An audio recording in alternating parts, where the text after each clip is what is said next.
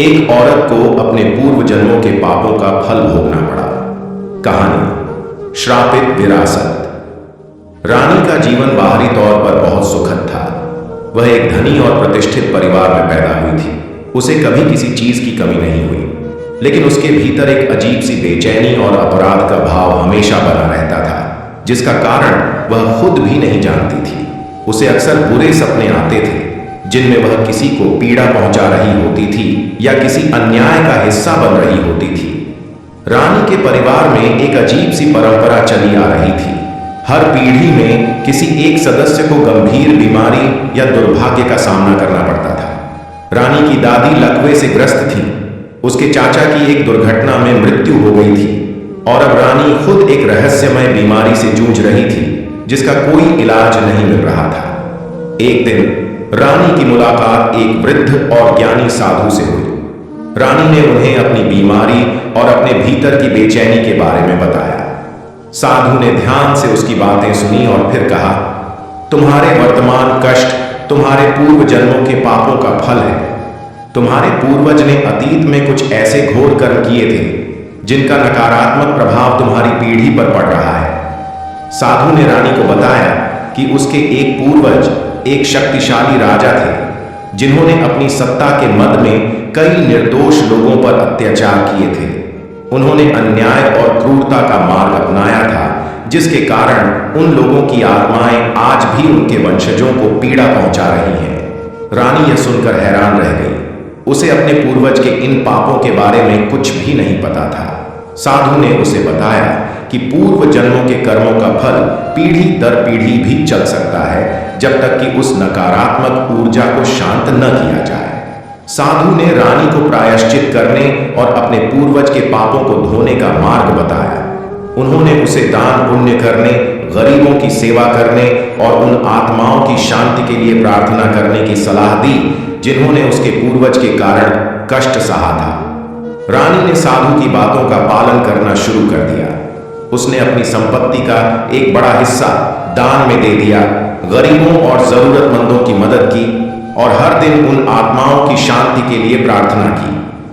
धीरे धीरे रानी के भीतर की बेचैनी कम होने लगी और उसकी बीमारी में भी सुधार आने लगा। यह कहानी रानी के जीवन के एक महत्वपूर्ण मोड़ को दर्शाती है, जहां उसे अपने परिवार के पूर्व जन्मों के पापों का बोझ उठाना पड़ा। उसकी बीमारी और आंतरिक अशांति उस नकारात्मक कर्म का परिणाम थी जो उसके पूर्वज ने किया था। रानी ने प्रायश्चित और अच्छे कर्मों के माध्यम से उस नकारात्मक ऊर्जा को कम करने का प्रयास किया। क्या वह पूरी तरह से इस श्राप से मुक्त हो पाएगी? क्या उसके अच्छे कर्म उसके पूर्वज के पापों को धो पाएंगे? यह एक ऐसा प्रश्न है जिसका उत्तर उसके भविष्य के कर्मों पर निर्भर करता है।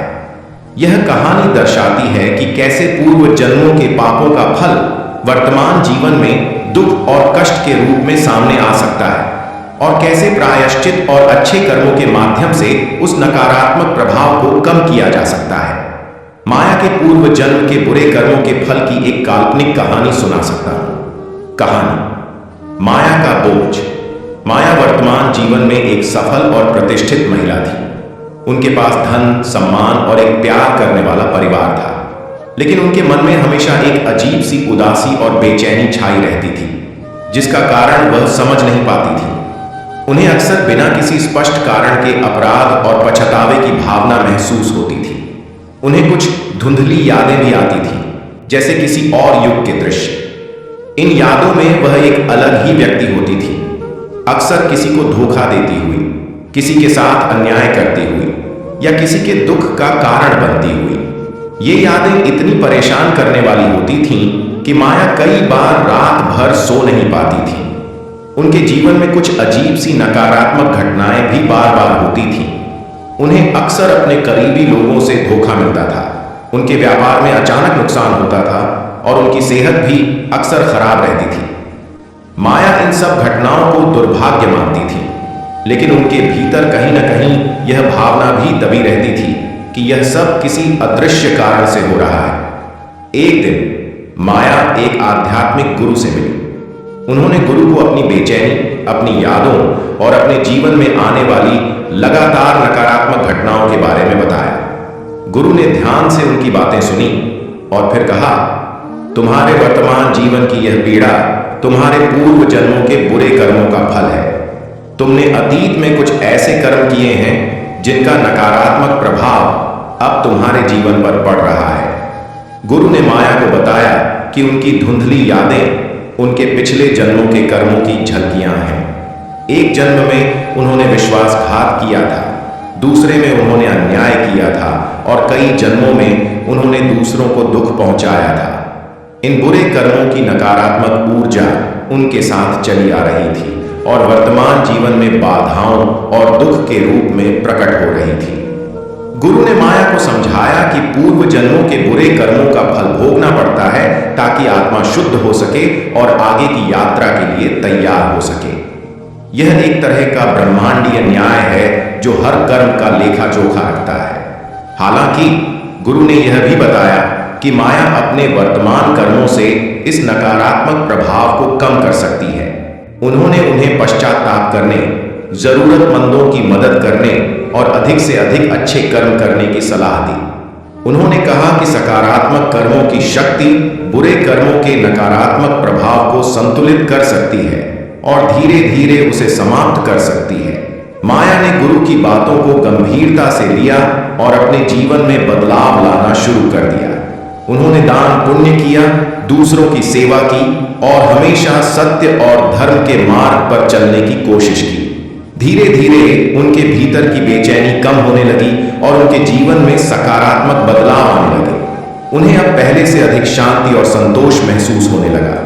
यह कहानी माया के जीवन के एक पहलू को दर्शाती है जहां उन्हें अपने पूर्व जन्मों के बुरे कर्मों का फल भोगना पड़ा। उनकी आंतरिक पीड़ा और बाहरी कठिनाइयां उनके अतीत के नकारात्मक कर्मों का परिणाम थीं, लेकिन उन्होंने पश्चाताप और अच्छे कर्मों के माध्यम से उस नकारात्मक प्रभाव को कम करने का मार्ग खोज लिया।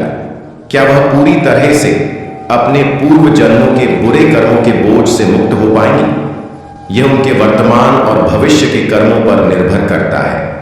यह कहानी दर्शाती है कि कैसे पूर्व जन्मों के बुरे कर्म वर्तमान जीवन में दुख और कष्ट का कारण बन सकते हैं, लेकिन सकारात्मक कर्मों और पश्चाताप के माध्यम से उस नकारात्मकता को कम किया जा सकता है। जब व्यक्ति अपने कर्मों का फल भोग रहा होता है तो भगवान किसी न किसी रूप में उसके साथ होते हैं। यह सहायता प्रत्यक्ष रूप से नहीं बल्कि आंतरिक शक्ति, धैर्य, बुद्धि या अप्रत्याशित अवसरों के रूप में मिल सकती है।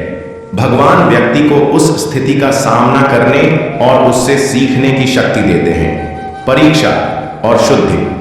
कुछ लोग यह भी मानते हैं कि कर्मों का फल एक प्रकार की परीक्षा या शुद्धि प्रक्रिया है। इस दौरान भगवान व्यक्ति की सहन शक्ति और विश्वास की परीक्षा लेते हैं और उसे अपने कर्मों से सीखने का अवसर देते हैं ताकि वह आध्यात्मिक रूप से विकसित हो सके। न्याय और करुणा। यह भी माना जाता है कि भगवान न्यायकारी हैं और वे हर किसी को उसके कर्मों के अनुसार फल देते हैं, लेकिन उनकी न्याय में करुणा भी शामिल होती है। वे व्यक्ति को अकेले नहीं छोड़ते बल्कि उसे उस स्थिति से उबरने की शक्ति प्रदान करते हैं। बौद्ध दृष्टिकोण। कर्म ही मार्गदर्शक। बौद्ध धर्म में भगवान की प्रत्यक्ष भूमिका पर उतना जोर नहीं दिया जाता है जितना कर्म के नियम पर। यह माना जाता है कि व्यक्ति अपने कर्मों का फल स्वयं भोगता है।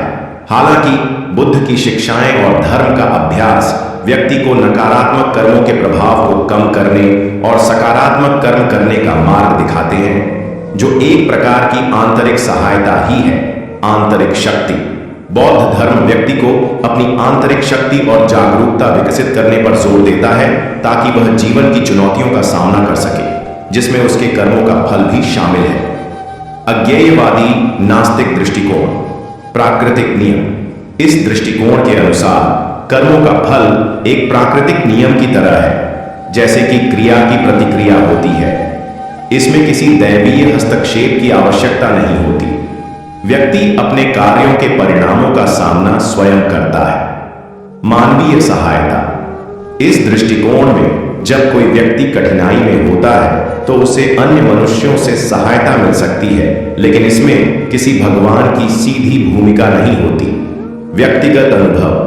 अंततः जब किसी को अपने कर्मों का फल मिलता है तो भगवान की उपस्थिति या सहायता का अनुभव व्यक्तिपरक होता है।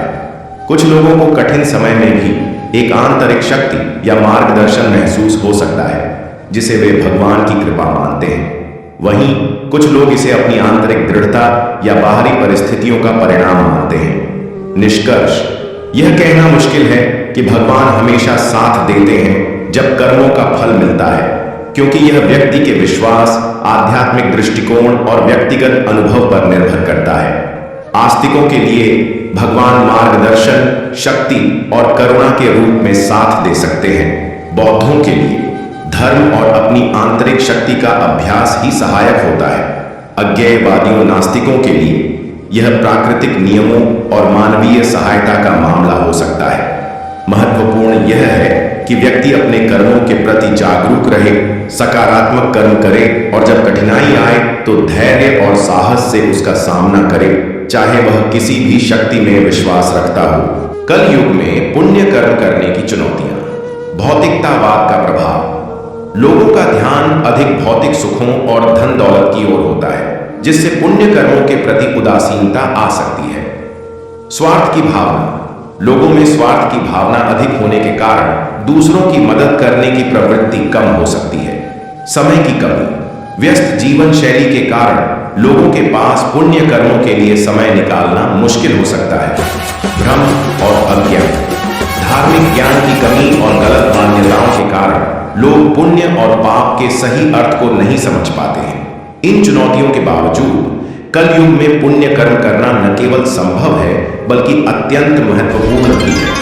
छोटे छोटे प्रयासों से भी हम अपने जीवन को सार्थक बना सकते हैं और आध्यात्मिक उन्नति प्राप्त कर सकते हैं। महत्वपूर्ण यह है कि हमारी नीयत शुद्ध हो और हम निस्वार्थ भाव से अच्छे कर्म करें। कलयुग में दान करना पुण्य कर्म करने का एक महत्वपूर्ण और अपेक्षाकृत सरल तरीका माना जाता है। शास्त्रों के अनुसार इस युग में किए गए छोटे से दान का भी बड़ा महत्व होता है। आप निम्नलिखित तरीकों से कलयुग में दान कर सकते हैं। 1. अपनी क्षमता अनुसार दान करें। वित्तीय दान। अपनी आय का एक निश्चित हिस्सा, भले ही वह छोटा हो, नियमित रूप से जरूरतमंदों, धार्मिक संस्थानों या परोपकारी कार्यों के लिए दान करें। वस्तुओं का दान। कपड़े, भोजन, किताबें, दवाइयां या अन्य उपयोगी वस्तुएं गरीबों या जरूरतमंदों को दान करें। ध्यान रखें कि दान की वस्तुएं अच्छी स्थिति में हों। समय का दान, श्रमदान। यदि आपके पास धन नहीं है तो आप अपना समय और कौशल किसी नेक कार्य या जरूरतमंद की मदद के लिए दे सकते हैं, जैसे किसी गरीब बच्चे को पढ़ाना